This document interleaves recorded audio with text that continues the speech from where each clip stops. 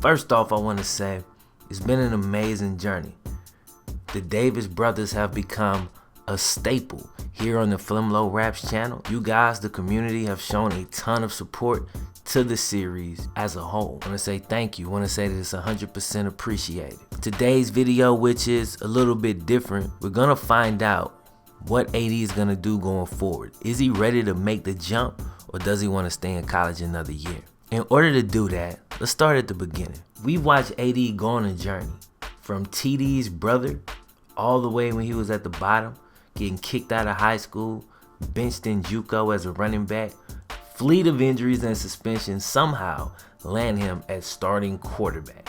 Of course, if you're new to this series, you want to go back and check those episodes out. A lot of things took place. He wins the junior college national championship, and next thing you know, the legend of AD is born. It's funny because some people tell me on a daily basis that they believe that the AD series is better than the TD series. Now that's a debate for another day. Maybe tomorrow though, because I really want to talk about it. But anyway, I digress. The point is, AD has become much more than TD's little brother.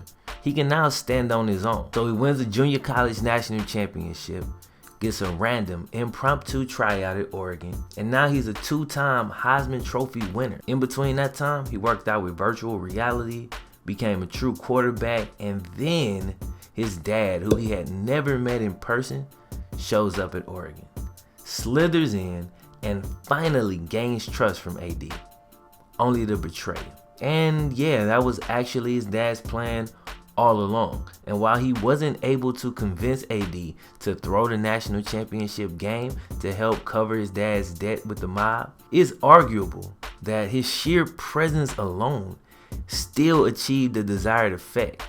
Think about it.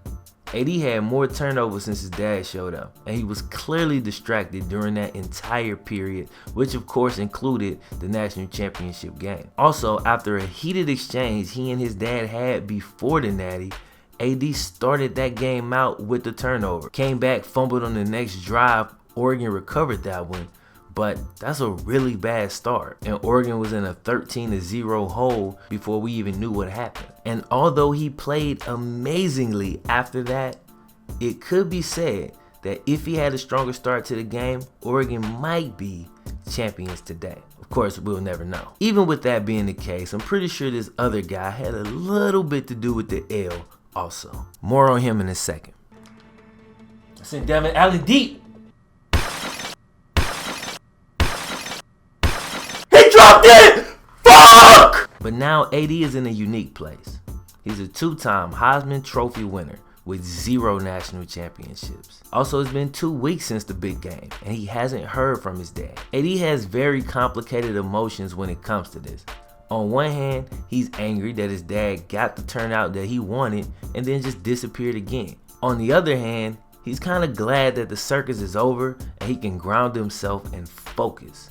Although I'm pretty sure this isn't the last time we're going to hear from his dad. But AD's got some pretty huge decisions to make.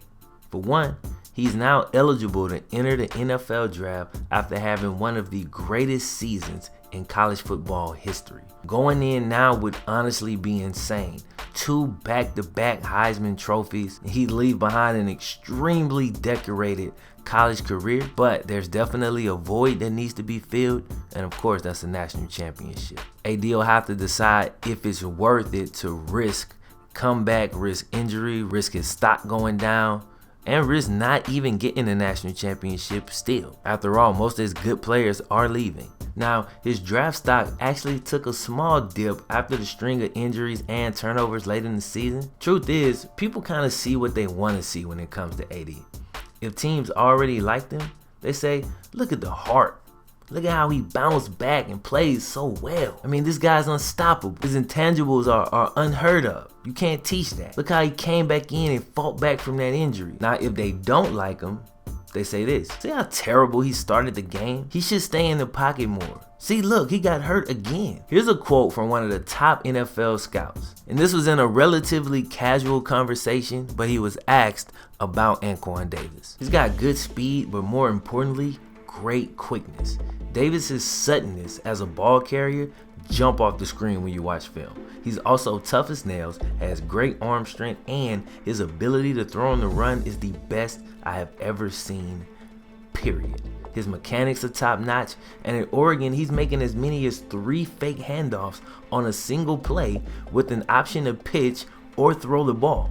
And he constantly does it effortlessly and makes the correct read over and over and over. You have to be able to really read and process information to be able to pull that off. Knocks on him? Well, he's only 5'9". Sometimes he relies too heavily on rolling out of the pocket, and I'm pretty sure it's because he can't see over his offensive line half the time. He can also be careless with the ball sometimes, although his turnover numbers are greatly improved. And Davis is short, but he's the big, strong 5'9" kid, if you know what I mean. He's well put together, but even with that being said, I don't know that his body can hold up to the next level with his style of play. So obviously he's going to have to transition a bit. Can he do that? Remains to be seen. Some teams have him going number 1 overall. Some have him top 3, top 10, and I've seen him as low as 15 on the draft board. So it's a little split. All right, so with a report like that, it doesn't do much to aid AD's decision. So we'll come back to AD in a moment. Let's talk about his teammates real quick. Darren Carrington skyrocketed after his amazing second half to the season.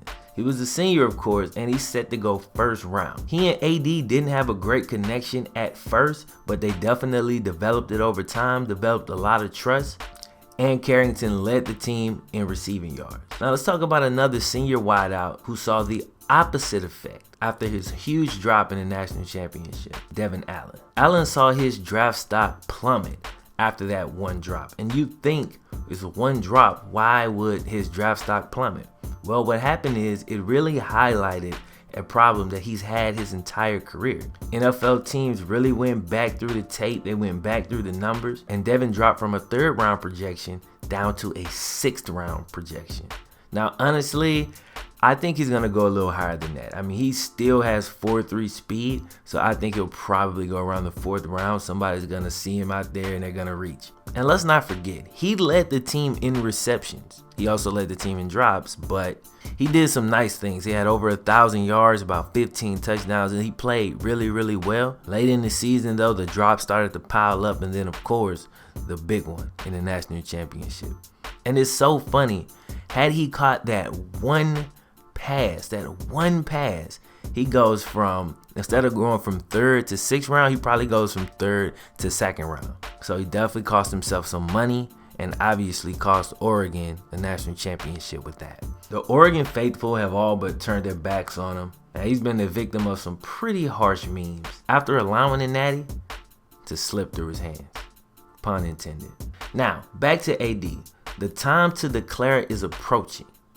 And what happens next is very out of character for AD. He's not the type to draw attention, but his next move would do that in droves. AD now has millions of followers across his social media platforms. He rarely ever posts anything, but this next post, here's what he said. I've decided that I'm gonna return to school for my senior year. The Davis Family Championship drought is over.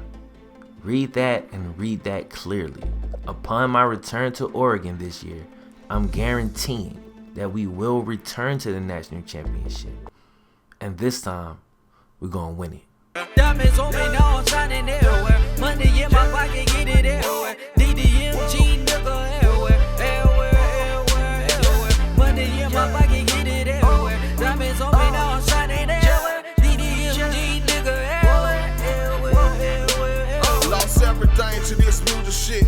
I swear to God, there's no turning back. Fake friends, false relationships, they all told me they had my back. Put all the pain within the crowd. They see a struggle rapper with local raps. So stand fast, I see more than that. A picture frame just without the cracks in the aftermath. You hear the songs, but not seeing just behind the tracks. Hop off of the net and look at my life. You wasn't there in them studio night when my music played like Airwell. Chips down, I'm all in. won't stop to no breath. And my whole team just take the win like. Bitch ain't got no car, but she be everywhere. That little hoe that hot, she fucking everywhere. Bitch be choosing sides, faking everywhere. Everywhere, everywhere, everywhere. Bitch ain't got no car, but she be everywhere. That little hoe that hot, she fucking everywhere. Bitch be choosing sides, faking everywhere. Everywhere,